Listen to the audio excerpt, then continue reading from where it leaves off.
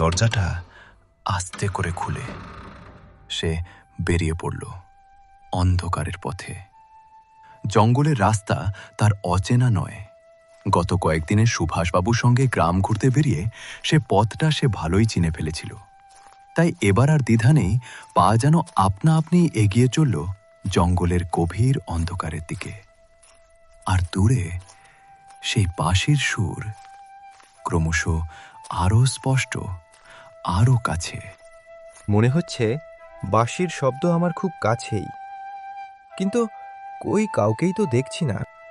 অনিকেত যেন উন্মাদের মতো তাকে খুঁজতে লাগল।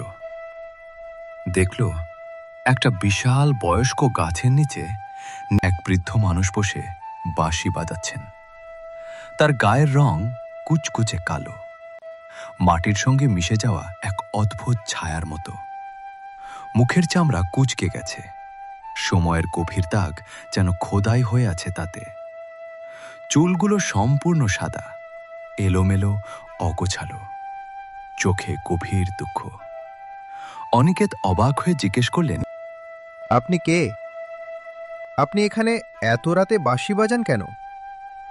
বৃদ্ধ ধীরে ধীরে বাঁশি নামিয়ে বললে, আমি মসিরাম গো বাবু।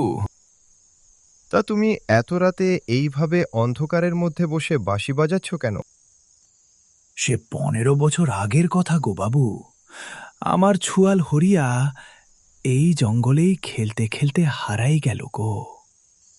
কত খুঁজলুম গো, দিন রাত খুঁজলুম, কিন্তু আমার ছুয়াল আর ফেরত আইল না।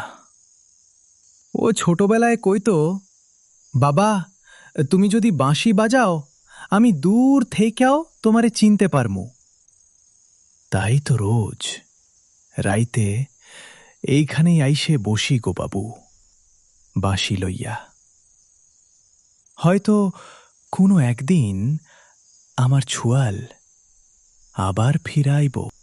ঠিক তখনই হঠাৎ দূরের ঝোপটা নড়ে উঠতে দেখে অনিকেতের বুকটা ভারী হয়ে গেল।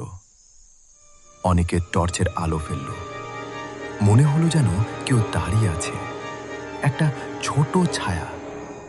অনিকেত চমকে উঠলেন, কিন্তু কয়েক সেকেন্ড পরেই ছায়াটা অদৃশ্য হয়ে গেল। তিনি আবার বৃদ্ধের দিকে তাকাতেই দেখলেন বৃদ্ধও নেই। গাছের নিচে শুধু পড়ে আছে একটা পুরনো বাঁশি।